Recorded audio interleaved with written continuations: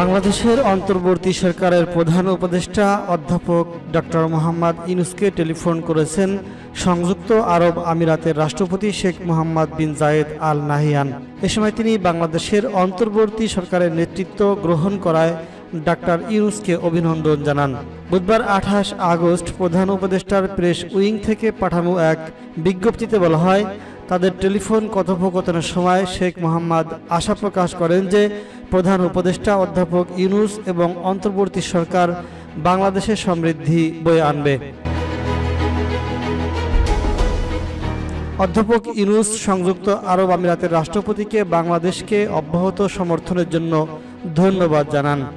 তিনি তার দূরদর্শী নেতৃত্বের প্রশংসা করেছেন, যার মাধ্যমে উপসাগরীয় অঞ্চলের আরব জাতিকে পৃথিবীর সবচেয়ে সমৃদ্ধ জাতিকে পরিণত করেছে। প্রধান উপদেষ্টা বলেন, সংযুক্ত আরব আমিরাত কয়েক দশকে বাংলাদেশের খুব ভালো বন্ধু এবং দেশের লাখ লাখ মানুষ জীবিকা খুঁজে পেয়েছে, যা এটি দক্ষিণ এশিয়ার দেশটির জন্য প্রবাসী আয়ের একটি মূল উৎস।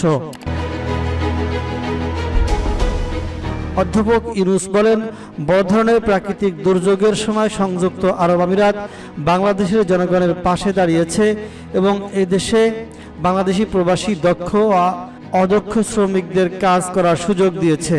দুই নেতা জনশক্তির কর্মসংস্থান, বর্ধিত বিনিয়োগ ও বাণিজ্য সহ দ্বিপাক্ষিক স্বার্থের বিষয়ে মত বিনিময় করেন।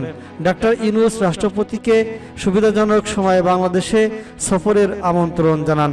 শেখ মোহাম্মদ বলেন, তার দেশ আগামীতে উভয় দেশের স্বার্থকে এগিয়ে নিতে এবং তাদের জনগণের আশা আকাঙ্ক্ষা পূরণ করতে সহযোগিতা বাড়াতে আগ্রহী হবে।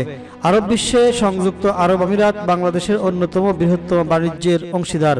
অনেক বাংলাদেশি ব্যবসায়ী পূর্ব আফ্রিকার দেশগুলোতে পণ্য রফতানির জন্য এর বন্দর ব্যবহার করেন।